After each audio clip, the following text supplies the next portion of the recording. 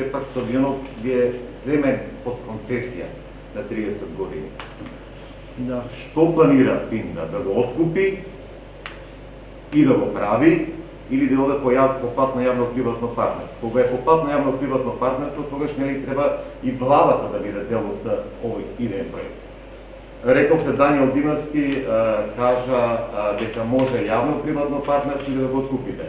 Но што планира ПИН, бидејќи ако по пат на јавно-приватно партнерство, секако дека треба да бидат инволвирани и владени структури, односно државата, бидејќи е собственик на објектот. Значи, вие прво, тоа ме интересира, дали планира да го откупите? Да. Проектот го има изработено Владимир Ѓорѓиевски, архитект од Скопје. Има изработено повеќе такви големи проекти низ Македонија. Значи, еден од, за мене, подобрите архитекти во Македонија. И околу ова сега, околу откупувањето. Моја замисла, моја цел е да се откупи земјиштето. Зошто? Затоа што Беласица е веќе на оваа површина, рековме пред малце, уште малце 100 години.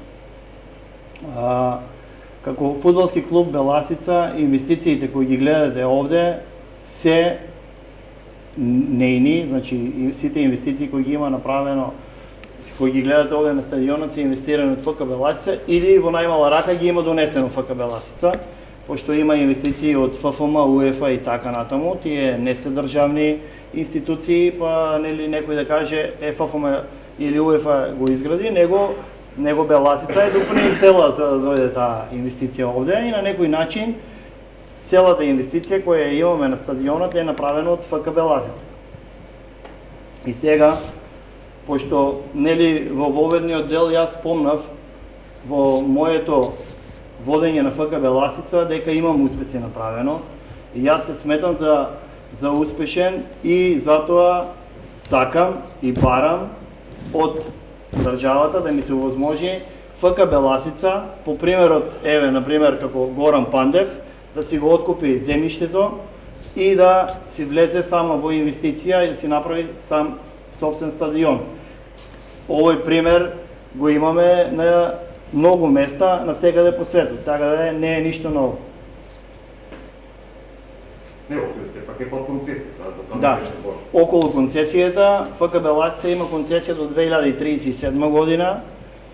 Концесијата е исполнета до крај, значи, мислам, условите кои ги бара државата за концесионерот за ФК Беласица, за да си ја одржи концесијата, се исполнети и многу повеќе од тоа.